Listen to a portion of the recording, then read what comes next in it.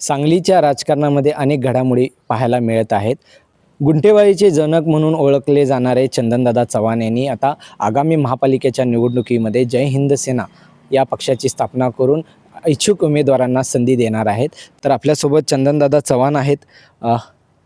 दादा, तुम्ही नवीन पक्षाची स्थापना केलेली आहे. कशा पद्धतीने हा पक्षाची भूमिका असणार आहे आणि आगामी निवडणुकीमध्ये तुमचं काय उद्देश असणार आहे? या सांगली महानगरपालिकेच्या या पंचवार्षिक निवडणुकीमध्ये गेल्या अनेक वर्ष झालं आम्ही पाहतोय या महानगरपालिकेच्या विकासाचं धोरण अनेक राजकीय पक्षांनी या महापालिका क्षेत्रामध्ये खूप चांगल्या पद्धतीचे लॉलीपॉप दाखवले गेलेले आहेत. सर्वसामान्यांचा भ्रम निराश झालेला आहे.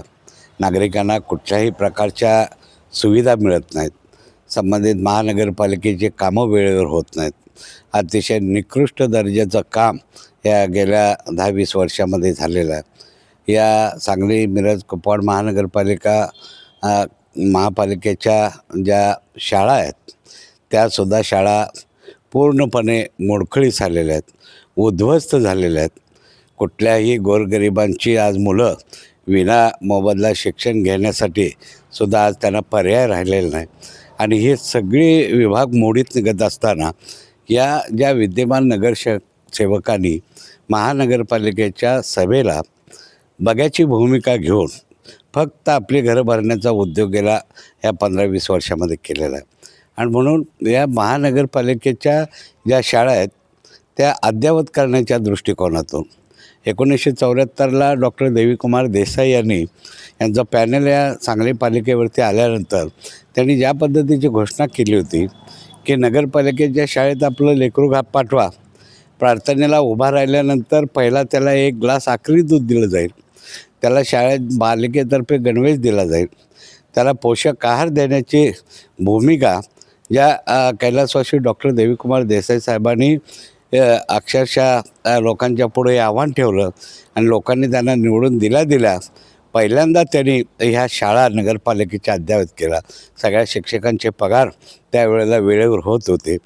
त्याचबरोबर त्यांनी जे बोलले मुलांना दूध, आखरी दूध म्हणा, गणवेश म्हणा, पोषक आहार म्हणा, याच्यावरती जातीनं कटाक्षानं लक्ष देऊन त्यांनी ते कामकाज चालवलं होतं. दुसरी गोष्ट, आठवड्यातनं 2दा जनता दरबार त्या नगरपालिकेमध्ये भरून नागरिकांचे जे प्रश्न आहेत ते प्रश्न तात्काळ निगाडी काढत होते. त्याच्यामुळं जनतेला न्याय मिळत होता.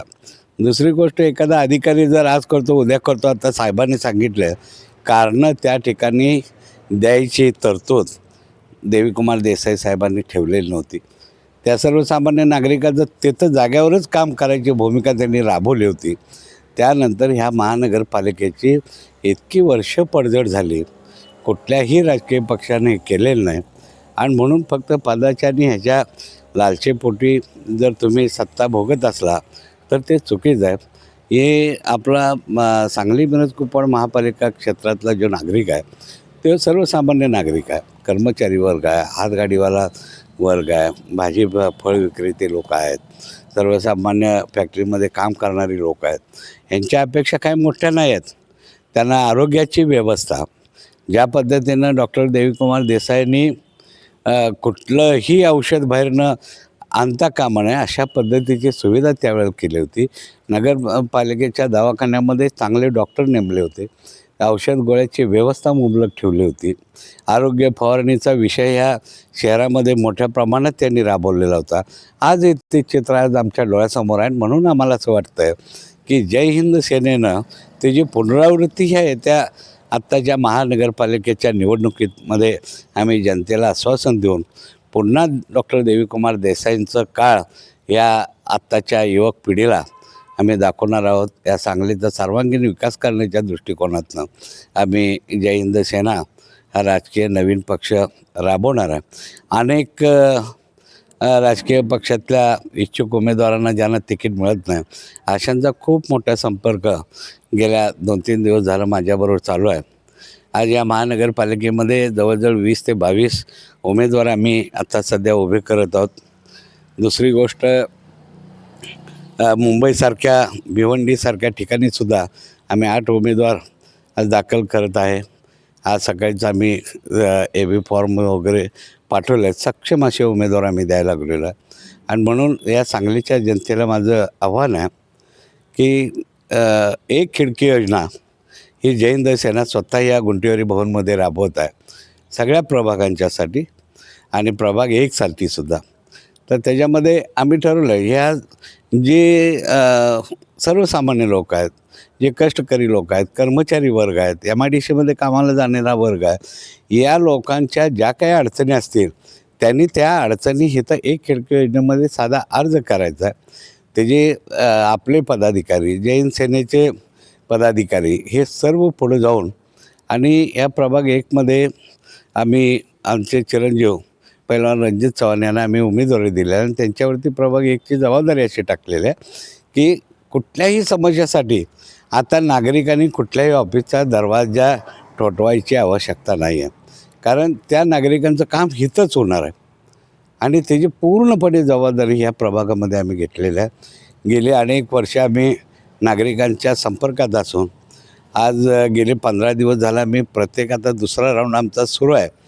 तर ह्याच्यामध्ये प्रचंड उत्स्फूर्त लोकांची भावना आमच्याबद्दल असणारी कणव तळमळ प्रेम आणि आस्था हे आम्हाला जाणवले. त्याच्यामुळं आमचा उत्साह अधिक वाढला गेलेला आहे की लोकांनी सांगितलं की आता युवा पिढी आली पाहिजे आणि आम्ही तुमच्या पाठीशी आहोत आणि आता हा बदल हा नक्की करून युवकांच्या हातात आपण हा कारभार सोपवला पाहिजे अशी भूमिका या प्रभाग 1मधल्या आणि अनेक प्रभागामधल्या नागरिकांनी घेतलेल्या आहे. आणि नक्कीच यशपूर्ती आम्ही या महापालिकेच्या जनतेला करून दाखवू आणि आम्ही सत्य बोलणार आहे.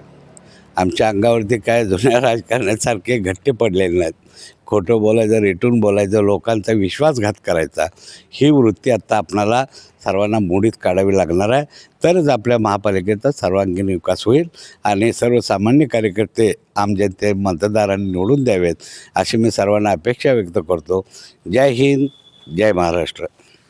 तर हे होते चंदनदादा चव्हाण यांनी सांगलीमध्ये जय हिंद सेना पक्षाच्या वतीने अनेक इच्छुक उमेदवारांना संधी देणार असल्याचे सांगितलेलं आहे. तर यांच्या माध्यमातून सांगलीचा विकास होणार असा त्यांनी विश्वास व्यक्त केलेला आहे. तरुण भारतसाठी अक्रम शेख, सांगली.